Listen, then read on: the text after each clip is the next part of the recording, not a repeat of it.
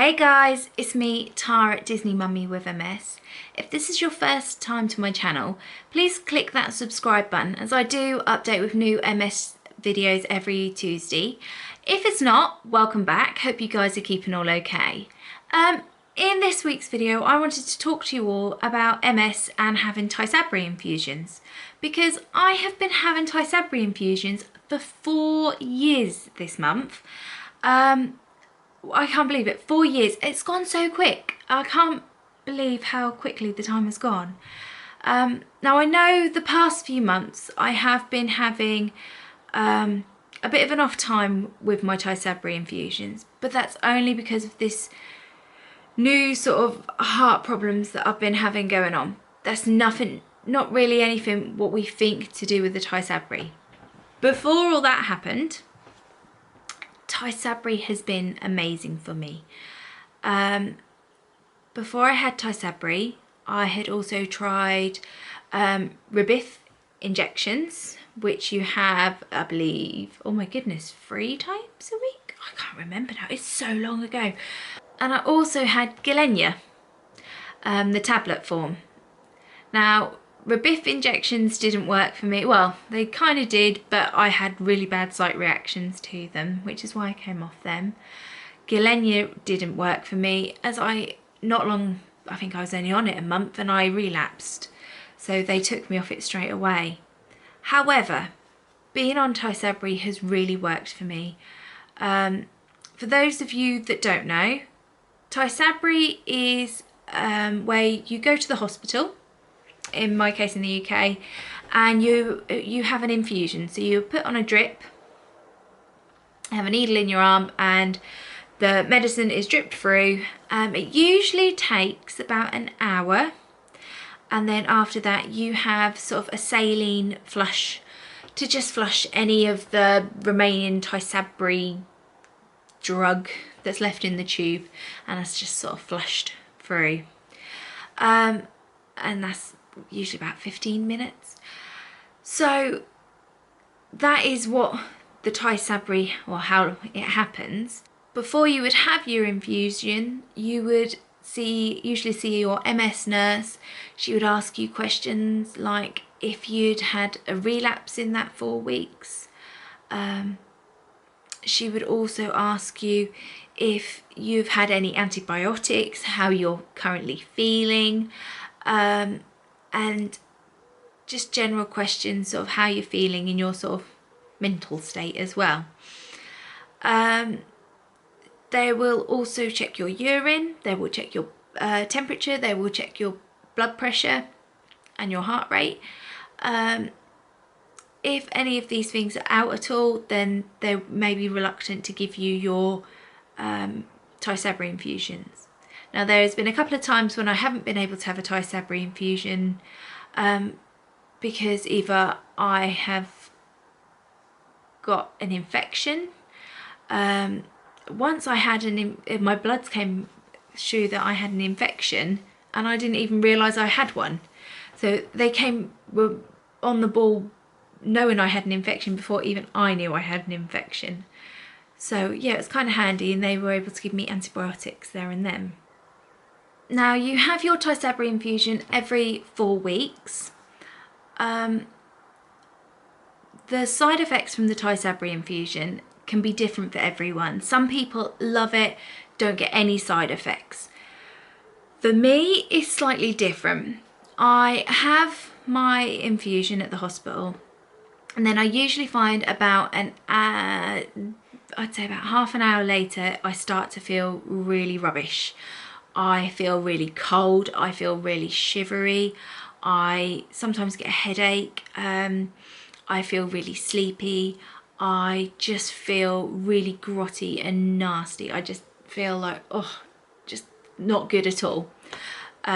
So all I want to do is just get home, have like a nice warm bowl of, because I have mine just before lunch, so I would just want to get home, have a nice warm bowl of soup, get in my pyjamas and just fall asleep on the sofa. And then for me, I usually find that I go to bed that night and the next day I wake up and I'm fine. I don't have any other side effects. I know with some people, they love their Tysabri and they find by the end of the 4-week period, their MS is starting to play up. So they find that they want the Tysabri, like they need it sort of like to have a Tysabri hit to make them feel better. I don't get that personally, but some people do. If any of you guys get that, please comment down below, as I'd love to sort of know how Tysabri affects you, because it's interesting to know how Tysabri affects different people. Now, with all drugs, they don't come without their bad side. Now, with Tysabri, you do have to be tested. I think for me, it's every so many months. And they take bloods, and the bloods have to go off to, I believe, Denmark to be tested. And they have to test the bloods to find out if you have what they call the JC virus. Now, if you're JC negative, you're fine. They're not worried about you, and you can have Tysabri happily for as long as you like. If, however, you are what they call JC positive, that is a different story. That is then something that you need to then speak with your neurologist about, because depending on how, I'm not sure if it's what percentage of JC positive you are, it then means if you want your Tysabri infusions. Because if you are JC positive, there is a risk of you developing what they call PML. I'd love to be able to say the name on here of what PML stands for, but I can't. All I can say is the first bit, which is progressive multifocal leukoencephalopathy, I think. I hope that I've got that right. PML can be very dangerous. It cannot be fatal. So yes, it does have its risks. So Tysabri has its risks. Like I say, you take Tysabri and it's amazing because it stops your relapses, it helps with your relapses, and as long as you're JC negative, you're fine. But if you do become JC positive, there is that risk of developing PML. So yeah, there is that worry in the back of your head, and yes, there is that, oh my goodness, I can't take this drug because if I do, then I could develop this thing and I could die. And yeah, 4 years ago, I did worry about that. But 4 years on, I am still JC negative and I am fine. So for anyone who's considering Tysabri, my feelings to you is, for me, it has been an amazing drug.